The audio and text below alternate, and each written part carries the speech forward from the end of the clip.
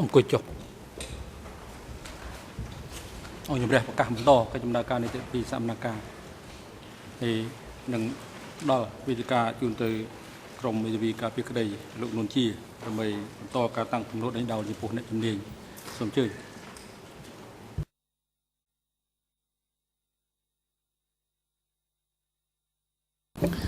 Thank you, Mr. President.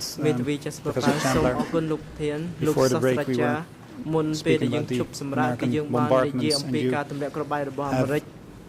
provided some information with regard to these bombardments. But in your Brother Number 1 book, you state, and I'm happy to put it on the screen, but I will try if I can just quote the language and you can respond to it. The bombing campaign's effect on rural society is difficult to judge, but in view of the tonnage involved in Cambodia's unpreparedness, it must have been catastrophic. And then you, well, let me first ask you to respond to that. What would you say if you were asked about the effects of the bombing on Cambodia's rural society?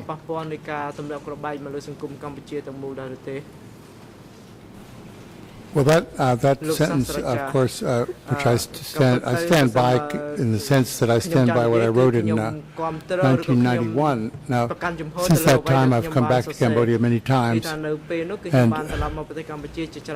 I'm sure the effect of the bombing in rural areas, in many rural areas, was indeed catastrophic. But it doesn't seem to feature as much as one might have thought it would in many of the survivors' statements and witness statements at the court and other things. It looks to me as if a lot of the tonnage was not dropped intentionally on unpopulated areas, but did fall on unpopulated areas.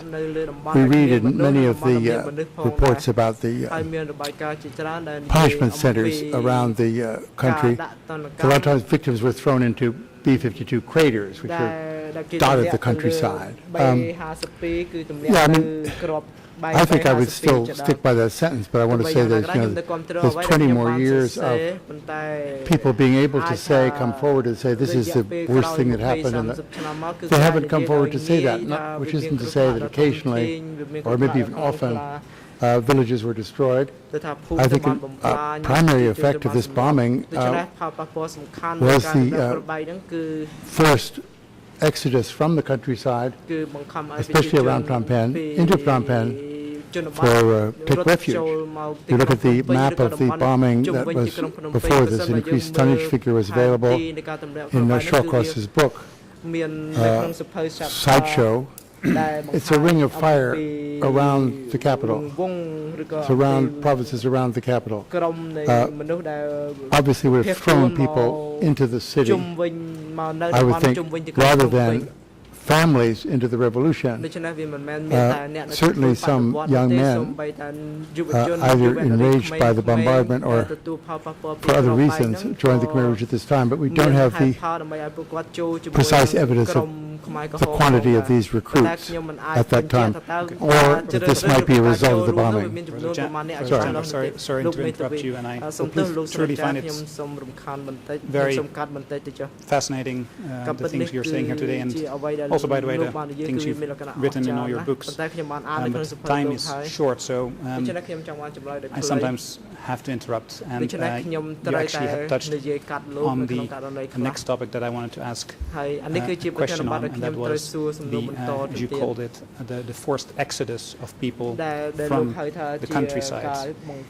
It's a matter of words, but would you agree, Professor Chandler, that the bombing, in that sense, created a stream of refugees that were fleeing towards Phnom Penh and into Phnom Penh?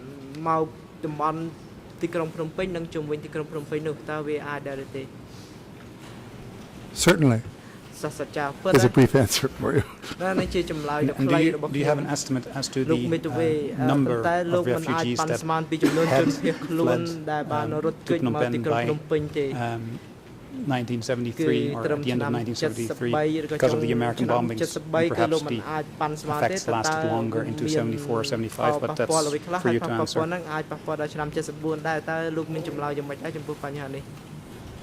What we know for sure, and it isn't really for sure either, is that the size of Phnom Penh in April 75 has been estimated between 2 and 2.5 million people. This was not the size of the city in 1970-71, when it was maybe 500,000. So we don't know when those extra people, if you like, I don't mean to demean them at all, that came into the city or what their reasons were. You have to assume, I think, that at least a proportion of them came from nearby provinces fleeing the bombing, but I'm not able to say what kind of percentage this might be. There's never been any work on this kind of data. And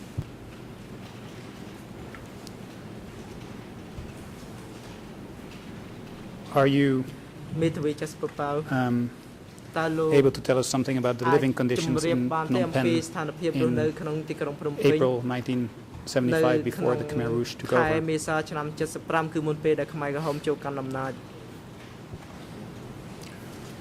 Only from secondary sources and interviews I've conducted, but they were pretty horrendous. The town was jammed with people who did not have enough to eat or sanitary conditions to live under. This has been heavily reported in many sources.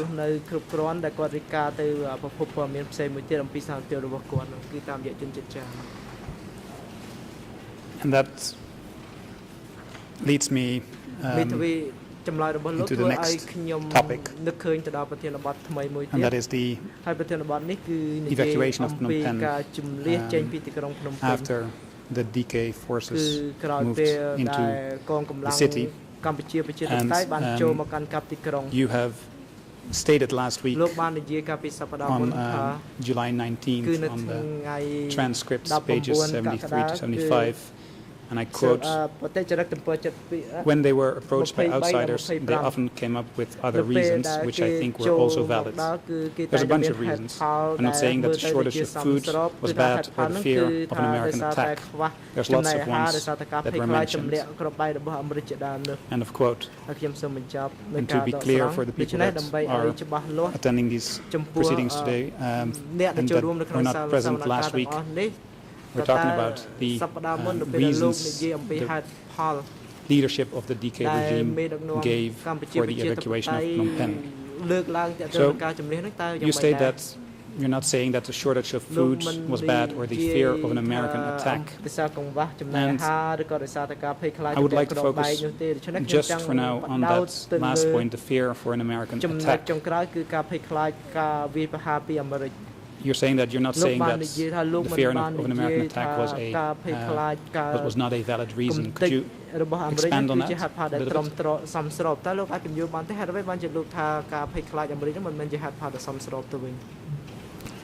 Yeah, I don't think it's an explanation that may have been given and what seemed to have been given at the time to some people in the city, but the Americans had gone and we're not going to come back. And I think the regime may have known that. When the decision was made to evacuate the cities in February 1975, as we've seen, this was never given as one of the main reasons. Seems to be the city had to be evacuated for reasons that the regime decided on, backed up by practical points that make it seem more humanitarian. There really wasn't food in the city to feed these 2 million people unless they took outside aid, which they refused to do. And it was a wartime situation, and they had built up as I said, a huge reservoir of hatred of city people among their own followers. But I think the renewed American raids, and I don't have access to the thinking of American regime at this time, but I think I can say with pretty much assurance there was no plan to bomb Phnom Penh at the event of after the Khmer Rouge victory. Certainly no documents have ever surfaced that anything like that as a policy procedure. I don't mean for you to speculate on the American intentions. But speaking about this food situation that you referenced, and you stated there was not enough food to eat in Phnom Penh, In your book, A History of Cambodia, you state, and we have looked at the passage last week, so if we can just quote page in that book, and I'm very happy to provide a hard copy to you and provide it on the screen. But for now, let me read the quote. And the quote is, conditions were severe, particularly for those unaccustomed to physical labor, but because in most districts there was enough to eat, many survivors of DK who had been evacuated from Phnom Penh came to look back on these months as a comparative golden age. End of quote. And this speaks about the people that were evacuated from Phnom Penh to the countryside. And you write in this passage that in most districts there was enough to eat at that time. Could you elaborate briefly on this comment?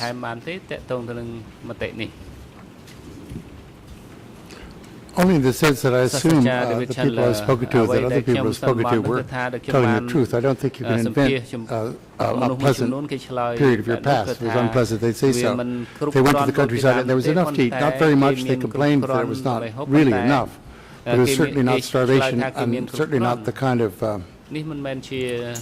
terrible restrictions that many of them had enjoyed en route to their destinations, to their perhaps villages where relatives lived or whatever, into a countryside that did have some rice stored. This was not a harvest season. There was not a lot in storage, but they felt, many of the survivors whose testimony we have felt that these first few months were not as bad as the Exodus itself.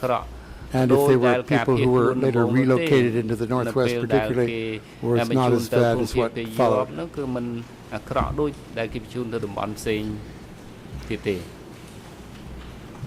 Thank you. And then if we look at that period after evacuation, and we are, I would like to discuss a conference that allegedly took place on May 20, 1975. And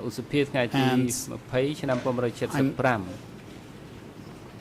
mentioning this conference because our colleague for the civil parties last Friday asked you some questions relating to this conference, but I am not sure if you were listening to the English translation, but in the English translation it was made to appear that in this conference certain decisions were adopted and that the civil party lawyer asked you to confirm whether these decisions were in conformity with Khmer Rouge policies. I want to make clear for the record that the document we were looking at, document 4.26, is actually a Ben Kiernan. It's a passage from Ben Kiernan's book, and it's the book The Pol Pot Regime. And it's not actually a document, a DK-era document that was discussed. So I, first of all, would like to want to make that clear to make sure that you know that we're not talking about a DK-era document. Professor Chandler, based on your research, do you know which meeting is meant when you're talking about the May 20, 1975 conference? I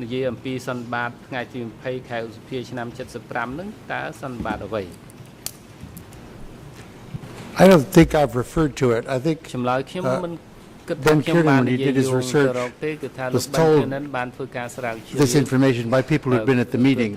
He never saw any documents, so I would have to be reporting third hand. I'm not sure that I referred to this meeting. I think I'm pretty sure that what he found out from the people who'd been there was accurate. I don't think there's any reason for them to make it up. But as I confirm, it's certainly not a document from the Khmer Rouge period that has survived.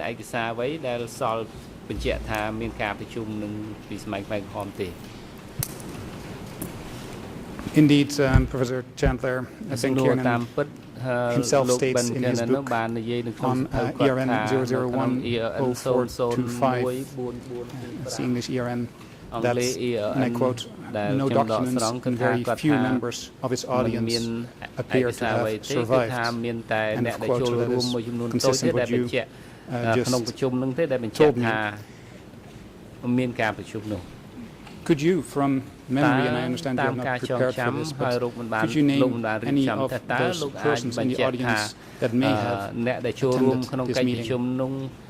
មានប្រមាណអ្នកដែលលោក Buchanan បានប្រទះហើយនឹងសួរនោះគឺនិយាយពីប្រជុំថ្ងៃ 20 ឧសភាឆ្នាំ 1975 I could stand corrected, but I know ចម្លើយ អ្នកជំនាញមកអត់ទាន់ឆ្លើយមានការតវ៉ាពីក្រមមេធាវីនាំមុខតំណាងដើមដឹងរដ្ឋវិនីរងចាំតុលាការសម្រេចពីបញ្ហានេះទៅមុនសិនសូមអញ្ជើញ Merci, Monsieur le Président. J'émets une objection. La formulation de la question conduit forcément à une réponse sous la forme d'une supposition.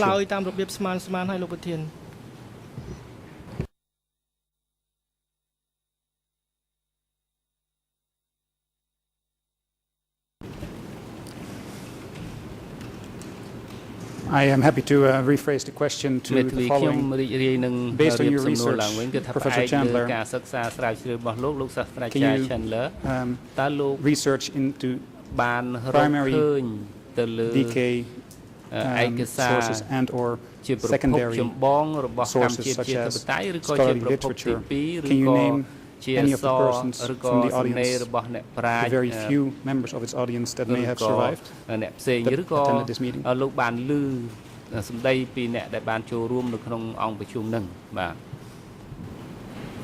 I'm almost certain from memory that the person he spoke to might have been Heng Samrin himself. I think that was the person who was at the meeting. It might have been Chia Sim, but it was one of the people who were top officials in the PRK who told Buchanan, who arrived at the country very early, and it was a very favored guest. They would I think some of the material that he obtained was invaluable because it was so close to the era, and it is just factual. It's not anything that puts these people in a bad light or whatever. So I think it was Heng Samrin, but just remembering from the book, but I'm not sure. It was one of the people, in other words, was who told Ben about the meeting. In fact, the 8 points that were discussed by our colleague for the civil parties on Friday were not had as source a certain Sin Song, and this person, Sin Song, did not attend that meeting in person, but had heard it from one of his superiors. So, just for the record, the 8 points that were discussed by the civil party lawyer were related to Buchanan by this certain Sin Song. And as the civil party lawyer discussed on Friday, or mentioned on Friday, that under point 5 of the issues that were allegedly discussed at this meeting was the execution of all leaders of the Lon Nol regime, beginning with the top leaders. And you yourself, in response to these comments, you said that the level to which Lon Nol officers were executed has never been entirely clear.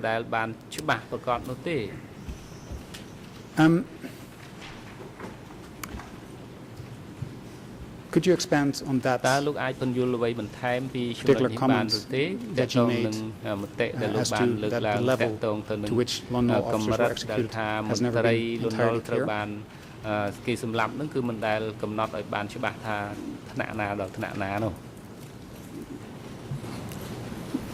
Well, I mean, direct answer to your question is it's not entirely clear because we don't have clear evidence, but certainly the people who were running the country at the last moment, I forget what they were called, the villainous 6 or 7 people, including Surik Matak and Long Barrett and some of these other people, Lon Nol's brother, and so on, were executed at the spot, and this has come up in open reports. Directions have been also survived in documents saying that certainly high-ranking military officials, I think, probably going, I may be inexact here, but I think including all commissioned officers would be smashed.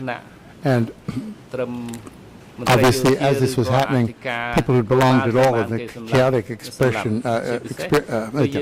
chaotic conditions of April '75, some of these people did not draw the line between a commissioned officer and a non-commissioned officer.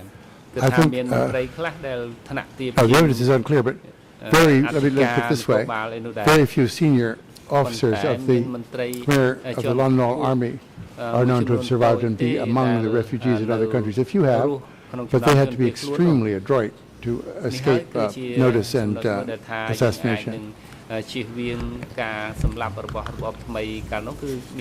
you for that clarification. I would like to read to you a quote from the Ben Kiernan article, and if we can produce it on the screen. It is the document that was used by the civil parties last week on Friday, and we saw the Khmer version on the screen. I would like the professor, for obvious reasons, to read the English version. So I would like to hand the professor a hard copy, and the document that I want to display is document number IS 4.26. It has been used by the civil parties on Friday, and it's actually been mentioned on the prosecution's list for documents to be admitted for trial. So with your permission, I would like to show an excerpt of Ben Kiernan's book, The Pol Pot Regime, on page 57.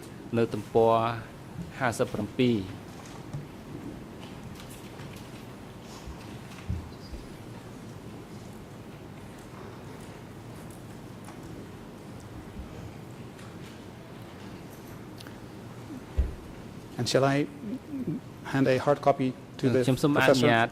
It's in English. It's the actual book by Ben Kiernan, so it might be easier for the professor to read.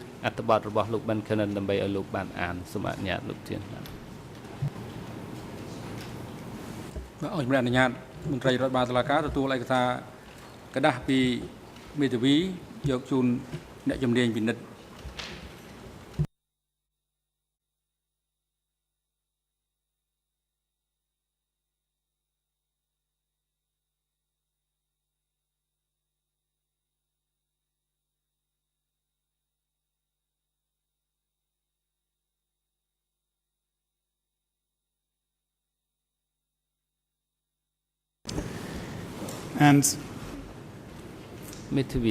I'm not going through the entirety of that page, but let me, before I actually read the full quote, summarize what's on the left page, which is page 56. On that page, Ben Kiernan writes that indeed Chea Sim confirms Sin Song's list, and Chea Sim allegedly added in that interview, this was a very important order to kill. Chea Sim also states that it was Nguyen Chia who spoke these words. Another participant of that meeting, and your memory, or rather your research served you right, was indeed Heng Samrin. And according to Ben Kiernan at least, Heng Samrin had a importantly different reading of the facts. And here I come to the quotation on page 57, and it's a paragraph that starts with Heng Samrin, and I'll read. Heng Samrin, then studying military affairs under Son Sen, was also at the meeting. He recalls the use of yet another term.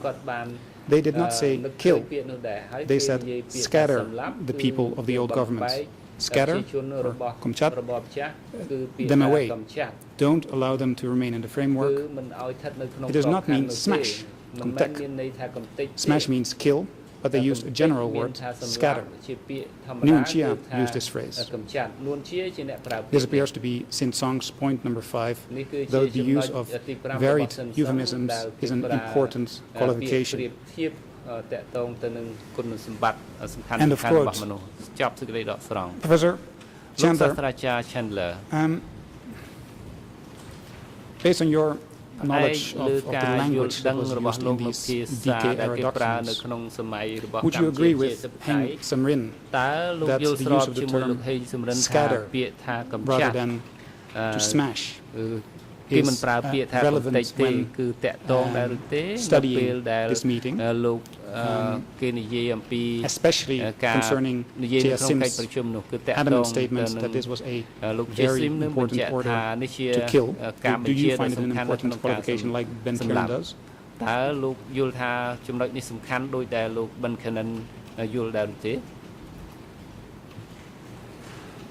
Well, it's certainly a contradiction of information, and I'm not in a position to say which one I believe. I have no access to the full text of the interviews.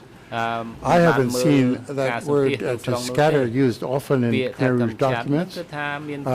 He may well have used this word, and the memory of the man who says he did might be accurate. It seems to me these two high-ranking officials should have been on the same page, but they don't seem to have been. They have very sharp, different memories. They obviously weren't in the same room when Ben was interviewing them, but I think it's very interesting that Heng Samrin didn't agree, but I can't prefer his testimony because I'm not in a position to take a side on it. But it would seem to me that a big meeting that included the 5 or 6 kind of the 6 points we're talking about wouldn't have used a slightly more genteel word like scatter, because that was already taking place. That was already, they'd been scattered already. That was sent to the countryside. But that's not the word they usually use. They usually use chomleh to the countryside, not scatter. Okay. So, I can't take a side on this. That's perfectly reasonable, Professor Chandler. I'm not asking you to take a side in this instance. And this brings me to the next topic, which is a bit later in time, and it is 1977 that we are speaking about, and I would like to quote from an excerpt from Brother Number 1, your own book, and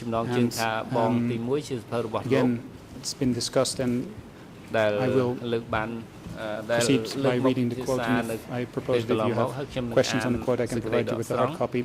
And I quote on page 117 to 118 of Brother Number 1.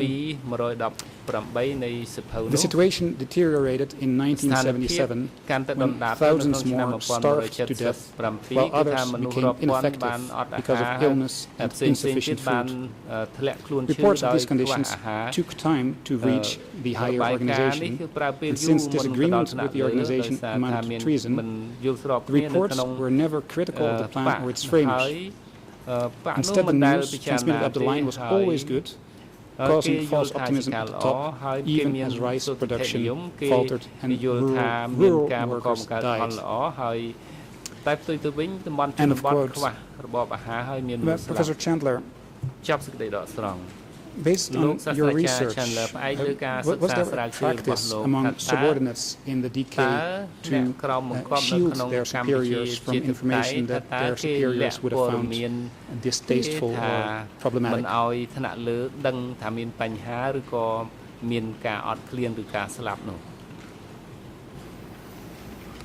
Yes, I think so. I mean, certainly they were shielding themselves from any criticism, trying to stay safe. There's evidence that they would send seed and consumer rice up the line to show that they're producing surpluses which are not taking place. The regime, I think it's become very clear over the last few days, and also in many sources, had a very crowded work schedule. These people were jammed up with things they had to decide on. And conditions in the countryside, particularly among new people, was rather low on their list of priorities. And this information, accurate information, came to them very slowly. I think Mrs. Heng Tirit went to the countryside and came back with some bad reports, but said to the leadership that this must be the work of traitors rather than the plan. So this is one of the high-ranking people makes the same explanation. So, yeah, I mean, there's shielding all around. Everybody's hiding bad news about themselves from people who then punish them for this behavior or bad news.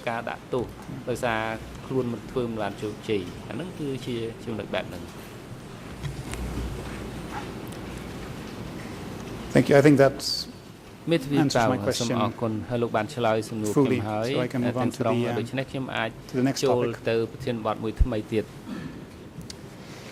And I would like to put up a document from your own work. It's brother number 1, document number E3/17, and I would like to have a brief look at page 160 of that book, and the English ERN for that passage is 00393074. And actually, as I see the passage, it's brief enough, and it's been working well. So I will just quote the passage to you. And I quote, perhaps 100,000 men and women, and probably more, were executed without trial.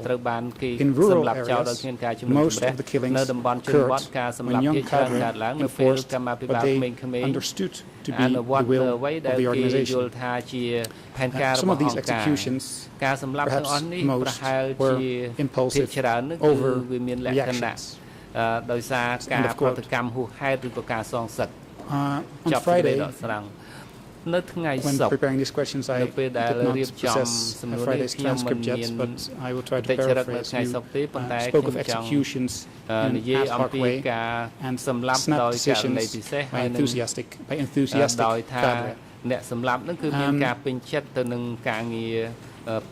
Can you tell us a little bit about this topic, what you call impulsive overreactions and snap decisions?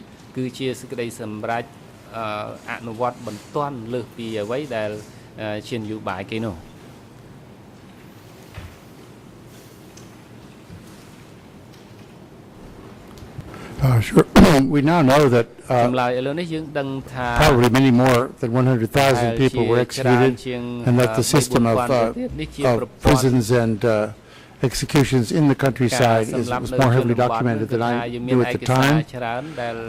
But I still would stand by what I wrote in, I guess it's the second edition, it's 1999, that a great deal of evidence has come down, particularly through interviews, of just the behavior of cadre in villages, impulsive, often mysterious, chaotic, but sometimes quite organized and always cruel, of course, but less impulsive than that. Was only coming from orders from above or whatever, but the passage reflects lots of the information I got from over the years with many Cambodian people I interviewed. And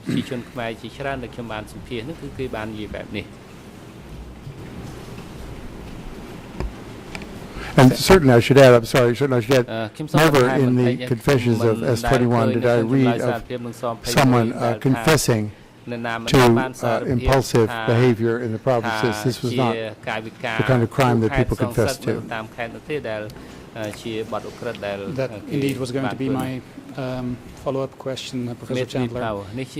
Whether you had any knowledge of to what extent the lower downs, so to speak, would report ad hoc decisions and impulsive overreactions to the people in the higher echelons.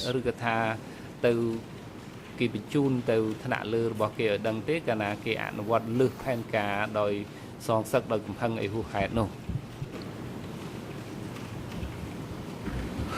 No, it wouldn't be in their interest, but I'd get back to something I said last week.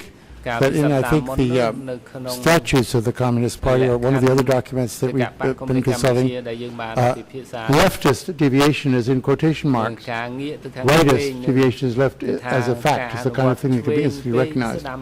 So over-enthusiastic achievement of revolutionary goals, however vaguely understood, was not systematically punished. The cabinet was given, in many cases, if not a free rein, they've certainly operated with impunity for those activities. Now, many of these people came in to S21 later, charged with being agents and so on. They didn't confess to impulsive killings. They confessed to systematic wrecking of the program in the countryside. So we know these impulsive things took place, but they're not going to send news up to because the people at the top with it, they're not supposed to be impulsive, but the news never went up there, I would guess. It's not the kind of thing you'd report, I don't think. Thank you, that's clear. And in that same context, I would like to show you a document, an article by Steve Hedder. The title of the document is Reassessing the Role of Senior Leaders and Local Officials in Democratic Kampuchea Crimes. Cambodian accountability in comparative perspective. And it is document number E190.1.398. The English ERN is 006614552491, and the French ERN is 00792913 to page 950, and I would like to show you an excerpt from page 12 at this point, and that has English ERN 00661466, and we have a hard copy for you available, and with your permission, President, I would like to show this on the screen.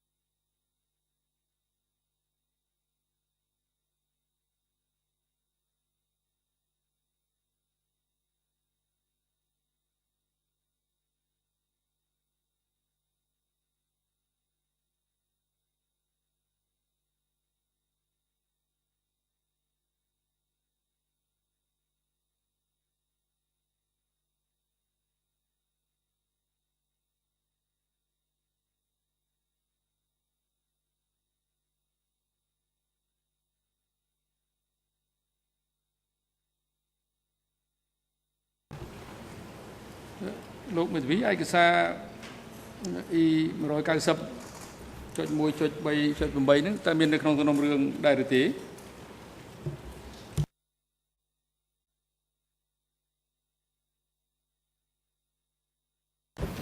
Mr. President, as far as I'm aware, the prosecution confirmed in an earlier session that this document was indeed named on their list of documents to be put before the case file. And I think also judging from the document number that it is part of the documents that were submitted by Khieu Samphan to be put before the chamber. That's what's the E190.1.398 number suggests to me. So I do not want to misinform you, but in my best understanding, it should be admissible for these two reasons. អនុញ្ញាតឲ្យដាក់ដេញដោលក្នុងករណីនេះគឺ E190.1.398 បាទអង្គជំនះអនុញ្ញាតមន្ត្រីរដ្ឋបាលតុលាការទទួលឯកសារជាក្រដាស់ពីមេធាវីយកជូនលោកអ្នកជំនាញដើម្បីពិនិត្យ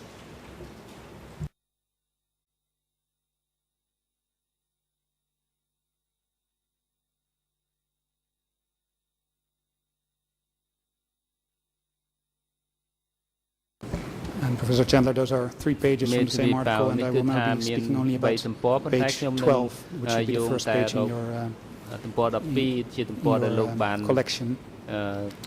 And I will quote Steve Hedder where he speaks about killings, and I quote, but other killings, probably most, were committed by regional and local authorities acting not as part of such a tight chain of command, but of a looser and more diffuse hierarchical structure of delegated and discretionary authority in which the top provided only vague and general guidelines, giving wide latitude to the lower downs, all the way to the bottom, to decide who was and who was not an enemy and what to do with them. These lower downs were certainly not just following orders. Would you agree with this characterization by Steve Hedder?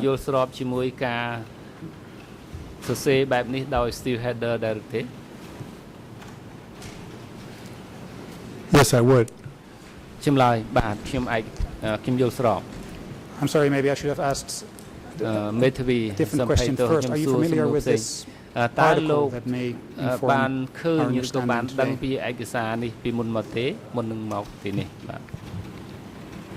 Yes, I am.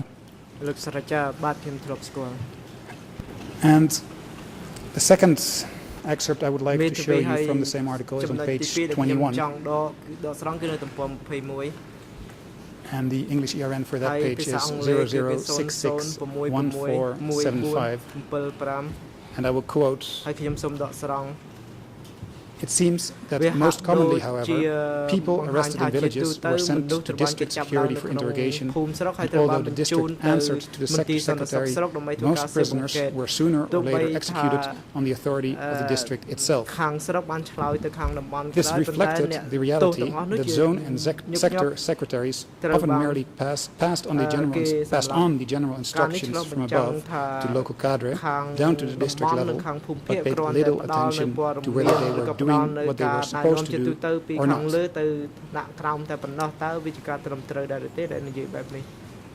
Mr. Chandler, would you, Professor Chandler, would you agree with this characterization by Steve Hedder?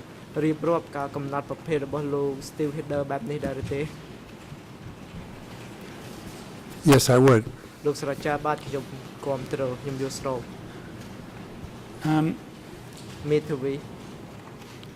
And then on page 2,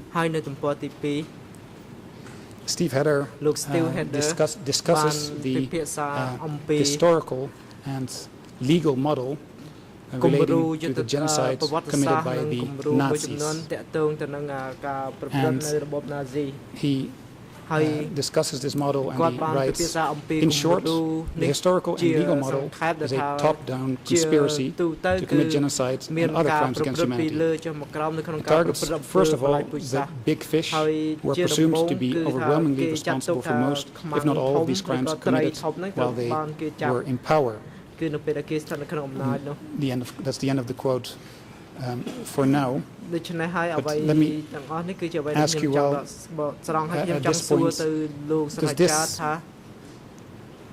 characterization by Steve Heder of the historical and legal model relating to the Nazi genocide, does that remind you of the dominant narrative that we discussed earlier this morning, the dominant narrative relating to the BK regime?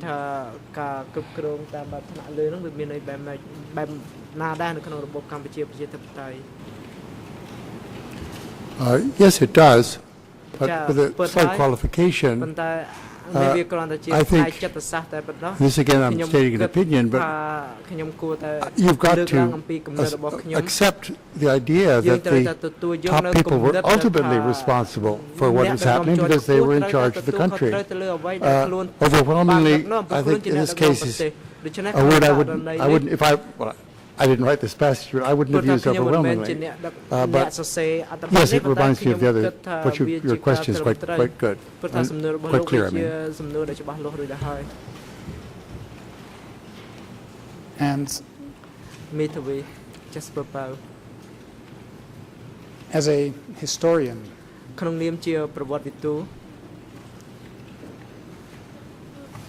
let me rephrase that.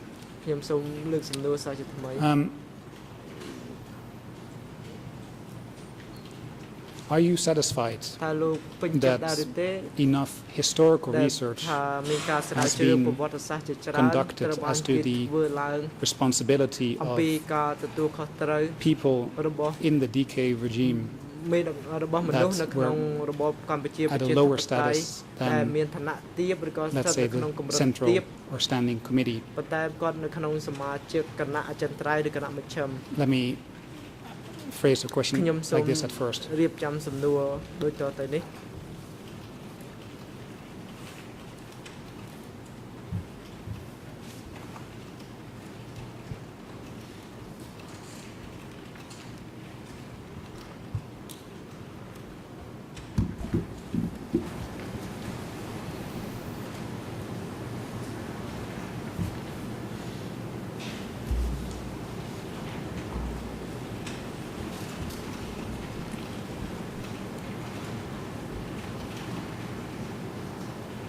Yeah, sorry, I meant to say that I had phrased the question as such. Are you satisfied that from a historical perspective that enough scholarly research has been done with regard to the responsibility of people lower than top echelon leaders of the DK regime?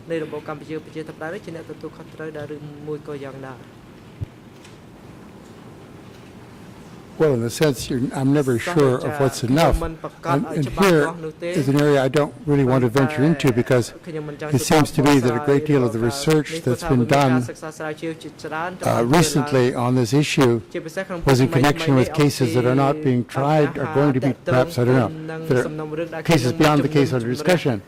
So, I mean, enough if it's not for me to enter into the business of the court, but let's just assume that these other cases will go forward. Then you will have more research, and in some case you might reach what would be considered by, say, the prosecution enough for an indictment. But if the case, this kind of research is impossible to carry out without some sort of mandate. You can't wander into the countryside and find this material out. So we have a lot of material on these lower down activities and lower down behavior. A lot of it is not able to be discussed here. A lot of it's not open to scrutiny. And so from an independent historian's point of view, I say, no, it's not enough because it's not in the open record. But it's a lot more is known about this behavior now than was known when I was writing my own books. And that's why I was agreeing earlier with these Steve Heder statements, which are drawn from his own very extensive research long before he had anything to do with the tribunal. So he made those conclusions early on the basis of extensive research. So I'll leave it at that. Thank you, Professor Chandler. And just to be absolutely clear, I don't ask you to opine on anything that relates to the tribunal as such. I am asking you for your opinions as a historian. And something that you just mentioned attracted my attention, and I would like to ask something more about this. You state that this information that you might be looking at is not something that is part of an open record, if I wrote down your words correctly. Could you elaborate on that for us?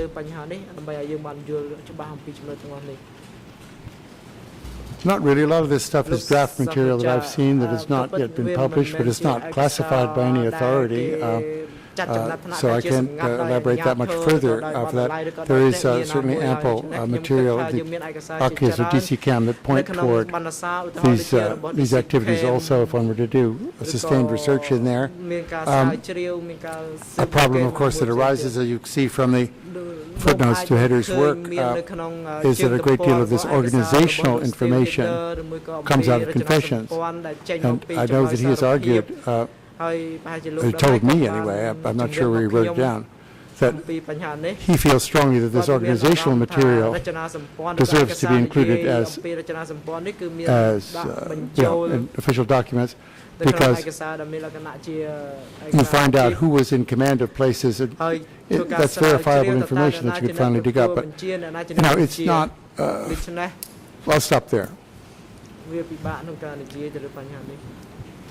And I understand you don't want to speculate on Steve Hedder's research, so I will not ask you to, but has Steve Hedder told you, or do you have any reason to believe, other reasons to believe, to know where this organizational material that Steve Hedder speaks about is located?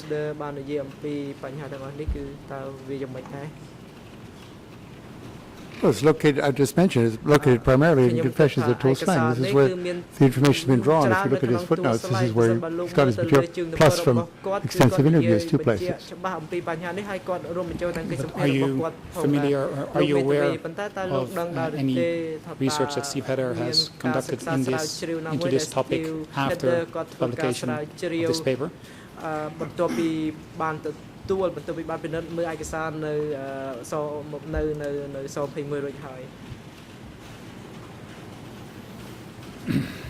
Not specifically. I've read his published material. I have not. I've read some unpublished material, but not much. I can't. That's my answer to that.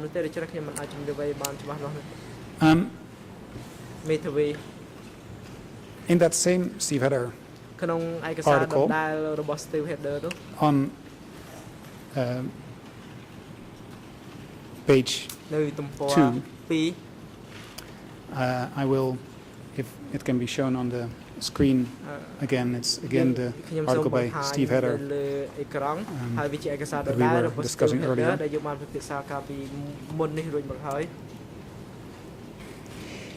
And I quote Steve Hedder document. This chapter argues that this approach has misappropriately dominated historical and legal approaches to the massive murders committed in democratic Kampuchea under the rule from 7 April 1975 to 7 January 1979 of the Communist Party of Kampuchea, and efforts to bring those responsible for these murders to justice. The only single-volume history of decay, Van Tiernen's recently republished The Pol Pot Regime, Race, Power, and Genocide in Cambodia and Khmer Rouge, strains to make the decay case analogous to a totalitarian and intentionalist and thus implicitly Nazi-like genocide. He advocates that Pol Pot and his leading associates should be held accountable for CPK crimes, which he says resulted from an explosive combination of totalitarian political ambition and a racialist project of ethnic purification, but does not mention accountability for lower downs. And I think you partly answered this question already in your earlier comments, but Steve Heather takes issue with this failure of this, let's say, the omission by Ben Kiernan of accountability for lower downs in his volume, The Pol Pot Regime. Do you share Steve Heather's view that that is an important omission if one wants to understand the DK regime?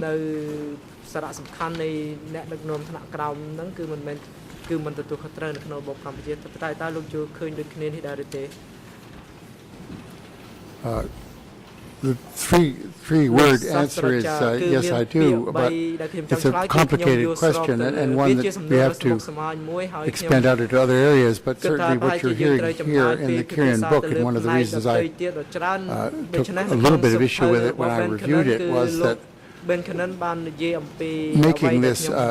racism the essence of the entire regime as opposed to aspects of certain periods in the regime seemed to me a bit of a stretch, and this is why Heather uses the word strings. And I think he's trying to move back into something that an indictment, an informal indictment, a historical indictment, not very far different from the one raised at the 1979 trial, which doesn't seem to me to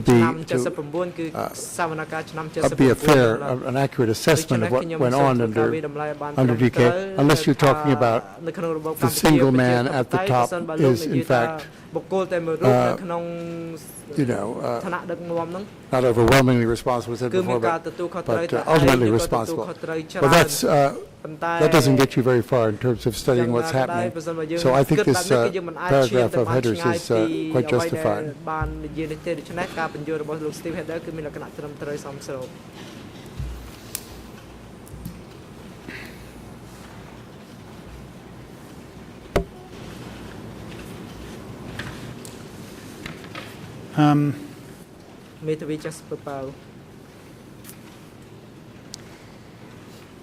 You are an historian, and we've been speaking about context several times today. And my question to you is, do you think that events and political realities that have occurred after the fall of the DK regime color or influence the way we look at the quote-unquote facts of this case today?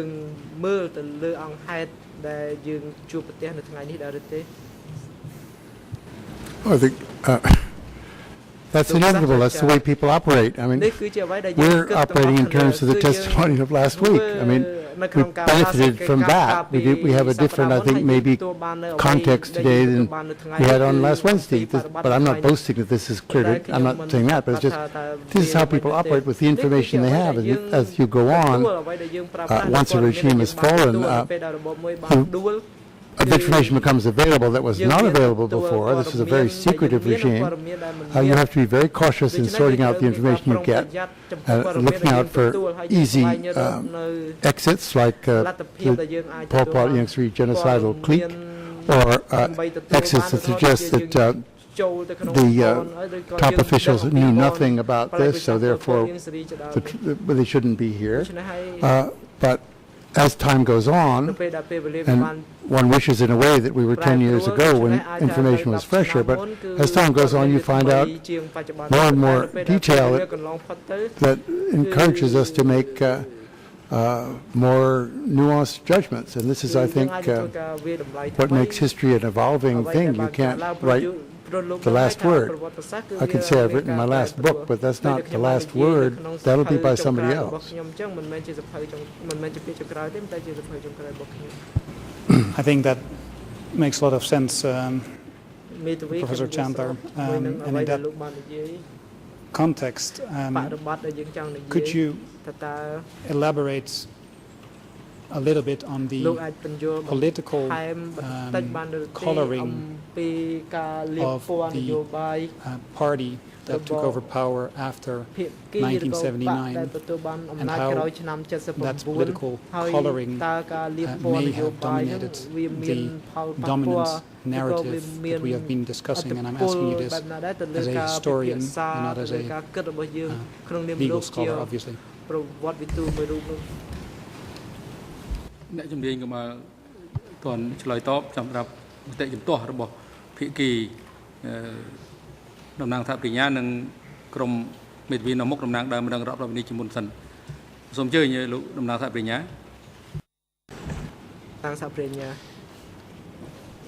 Your Honours, we would object to this question. Political colouring or otherwise by regimes subsequent to the DK is not relevant for the purposes of Professor Chandler's testimony. What we're interested in is Professor Chandler's expert opinion on the events and authority structures of 75 to 79.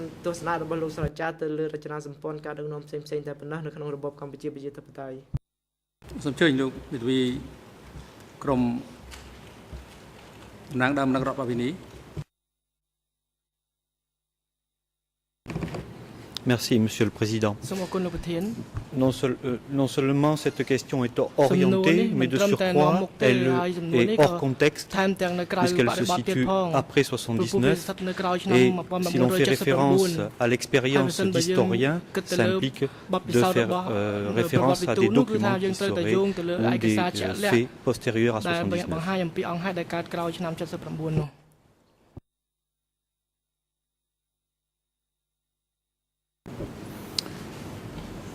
To respond to that, Mr. President, there was a reason why I asked the professor first whether he was of the opinion that events that took place after the fall of the DK regime could influence the way we perceive facts at this moment, and the professor has answered from a historical perspective, yes, I can, if I may paraphrase Professor, and he can correct me if I'm wrong. We're talking here about the facts of this case. We have heard earlier today and last week testimony of the culling of evidence by the Vietnamese. The PRK regime may or may not have been involved. This is implicit in the question. This may or may not have been a result of the political coloring of the PRK regime and its history. And Professor Chandler is an expert on the history of Cambodia. He knows a whole lot about the history of the CPK. And I would like to have Professor Chandler's historical opinion, no more than that, on how whether or not he is of the opinion that these facts have been colored by the later regime that was put in place or took over power, depending on who you ask, after the DK regime fell. So I think it's clearly relevant. It relates to history, and we are here to ask Professor Chandler to explain Cambodian history to us. And I think I for sure need some.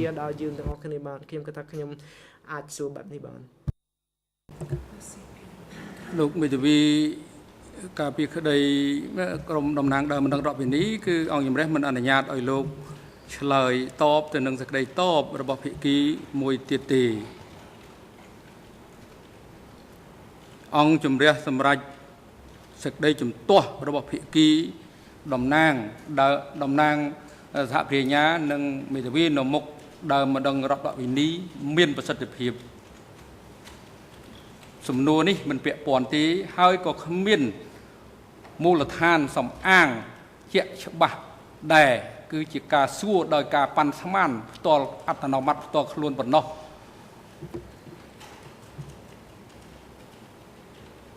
សាក់សីលោកអ្នកជំនាញមិនចាំបាច់ឆ្លើយតបទៅនឹងសំណួរចុងក្រោយរបស់មេធាវី ការពីក្តីលោកនួនជានីតិសូមអញ្ជើញលោក Michael Kanava. Thank you, Mr. President. And good morning, Mr. President. Good morning, Your Honors, and good morning to everyone in and around the courtroom. I just wish to supplement that if the dominant narrative that has emerged as a result of the coloring and may have impacted on the way certain witnesses may have provided evidence. អង្គជំរះសម្រាប់បញ្ហានេះរួចហើយដូច្នេះអង្គជំរះមិនអនុញ្ញាតឲ្យលោកនិយាយបញ្ហាដដែលនេះទៀតទេមានបញ្ហាថ្មីទើបអង្គជំរះអនុញ្ញាត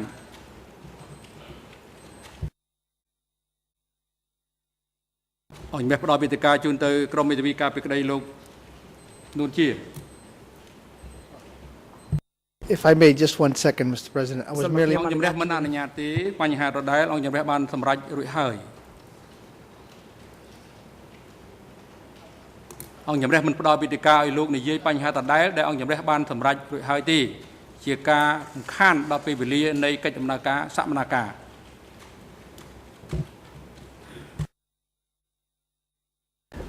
I'm not trying to dwell on the topic. I'm trying to bring to your attention and to your colleagues' attention that we have the right to make a record. We're not one group here. I represent a different community. ចាំដល់ពេលលោកមានត្រូវនិយាយទៅសូមលោកនិយាយសូមជ័យលោកមេធាវីអន្តរជាតិការពីក្តីលោកនួនជាអាចបន្តមួយឬពីរសំណួរមួយសំណួរឬពីរសំណួរទៀតមុនពេលសម្រាប់អាហារថ្ងៃត្រង់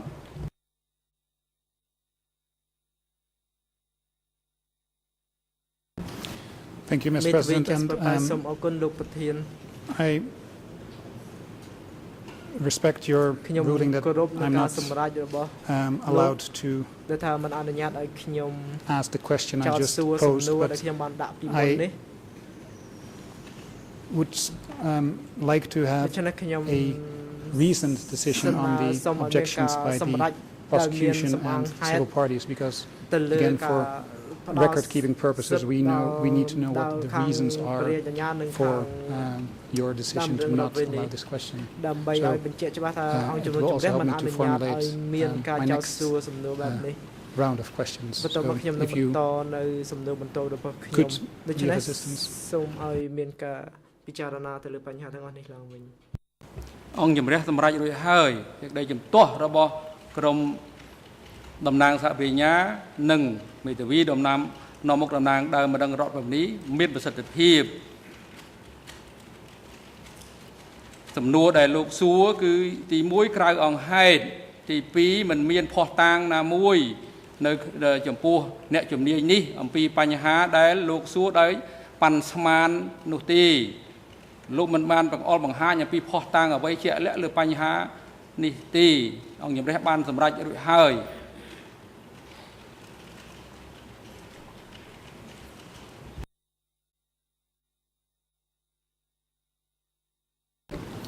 That makes it clearer, Mr. President.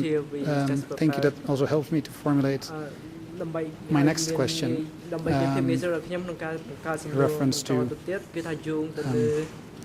what I would say, pinpointing and referring to specific documents. Professor Chandler, you, when you spoke about the culling, you spoke about Vietnam's reasons for doing so. As we discussed, the PRK officials may or may not have been involved on this. You were not entirely clear. But my question to you is, do you think that the culling of the evidence that has come out of the DK regime was influenced by the political colouring of the PRK?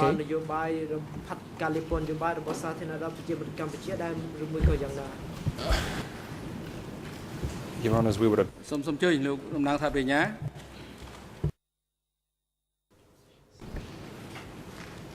First of all, the culling is speculative. It's a assumption that Professor made.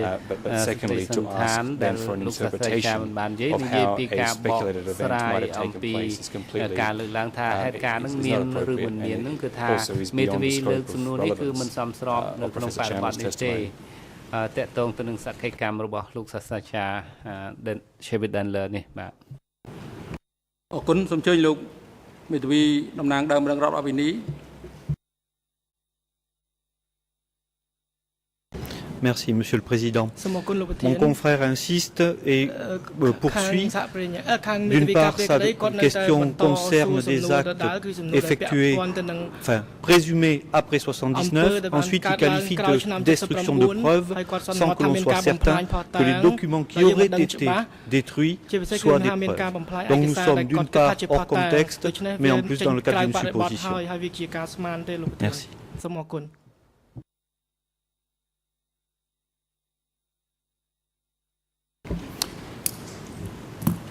In response to my colleague from the Office of the Co-Prosecutors, Professor Chandler, in his opinion, speculating about the culling, I would submit that's a way to describe Professor Chandler's testimony, but I think we could then describe most of his testimony as speculation. សក្ខីកម្មទាំងបានពីខាងដើមនឹងតើលោកឆ្លើយដោយពិតប្រាកដឬក៏ដូចថាលោកឆ្លើយដោយប្រុងប្រយ័ត្នពេលខ្លះយកលោកបដិសេធ ហើយជាពិសេសតកតងទៅនឹងចម្លើយសារភាពមួយចំនួនត្រូវបានបំផ្លាញហើយគាត់មិនឆ្លើយដោយស្មានទេគាត់បានផ្ដល់នៅព័ត៌មានជាទស្សនៈក្នុងឋានៈជាអ្នកជំនាញជាទស្សនៈប្រវត្តិវិទូ Another thing I think is important when we look at the knowledge of Professor Chandler on this issue. Professor Chandler has done very early research into DK-era documents, and he has spoken to very many people, partly people that were involved in the original collection, partly people that have been involved in later collection of documents. So he can form his opinion on the question I just posed. As to respond to my colleague from the civil parties, colleague from the civil parties states that I'm asking questions about facts that predate or that are after the decay period. Just for the record, we are talking here about documents that come from the decay period. They are, at least according to Professor Chandler and several other people that, for example, DC Cam, stem from the decay period, and that's what my question relates to. The fact that it is dated slightly later than January 1979 does not change that fact. And I'm not talking necessarily about just the evidence that is being used in this trial, which is in this way possibly culled or manipulated or destroyed, whatever name you want to put on it. But I'm also talking about the historical sources that Professor Chandler and other historians have had to rely on. So it's clearly a historical question, and Professor Chandler is totally capable of providing us a reasoned and balanced opinion on this matter.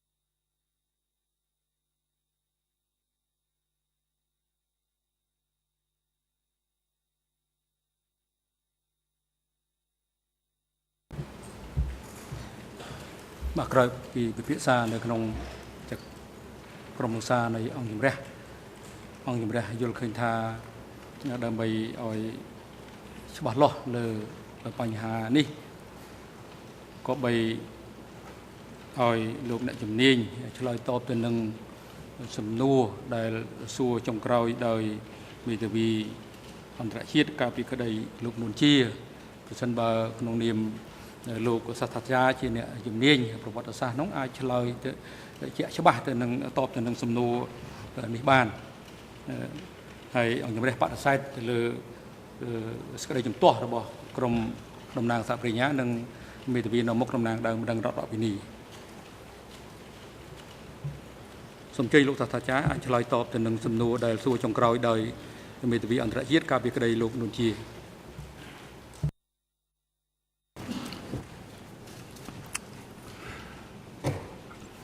I certainly do. I think maybe I think maybe too much is being made of this whole culling issue, which is extremely speculative. I would not base any deep research on it. The scattered evidence suggests that it occurred. I'm reminded of an exchange that some of you may remember my testimony in the case one, when the lawyers for Duch asked me what material was in the undiscovered archives. I had to reply that it was difficult to tell what material was in the undiscovered archives, to be as polite as I could. Same thing here. We don't know where these documents went. We don't know which documents disappeared. We don't know what was in them. We don't know why, if they were called, they were called. I think we can make a supposition that as the Vietnamese obviously went through many of the materials at S21 and probably other materials, that we don't know that for sure, they took out some materials that did not seem to them to meet their interests. At the time, so much material survived about the DK regime that we were able here to speak with some documentary authority. I don't want to get into the culling issue too deeply. I think as evidence of it, but what was we don't know if some things were removed, burnt by the DK people themselves, disappeared and are locked up somewhere. I can't answer these questions. So I mean, I don't know where the questions are going to go, and I, of course, am here to answer questions, but I'm not prepared to go in much further into this issue.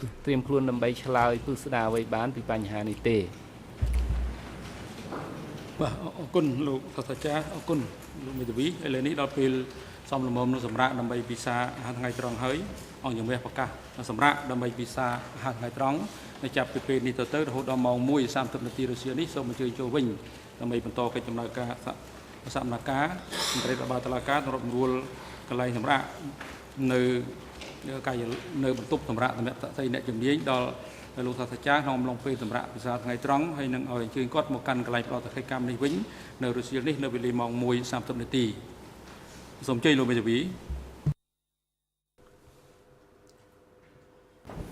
Thank you, Mr. President. I just want to tell you that Nuon Chea would like to follow this afternoon's proceedings from his holding cell. He is suffering from a headache, back pain, and he has problems concentrating.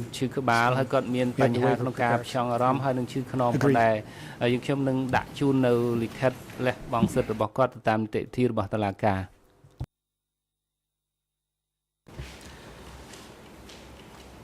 បានស្ដាប់សំណើសុំរបស់ជនរដ្ឋនួនជាដែលបានធ្វើឡើងតាមរយៈមេធាវីការពីក្តីបង្គាប់សំណើសុំទៅតាមដានកិច្ចដំណើរការតាមការពីចម្ងាយសម្រាប់រយៈពេលពេញមួយរសៀលនេះដោយមូលហេតុជនជាប់ចោតមានអាការៈឈឺក្បាលធំថយនៅលទ្ធភាពចង់អារម្មណ៍ក្នុងការតាមដានកិច្ចដំណើរការសកម្មភាពដោយក្រុមមេធាវីការពីក្តីបានសន្យាថាខ្លួននឹងប្រគល់មកឲ្យជំរះនៅលិខិតលះបង់សិទ្ធិចូលរួមសកម្មភាពដោយផ្ទាល់របស់ជនជាប់ចោតនួនជា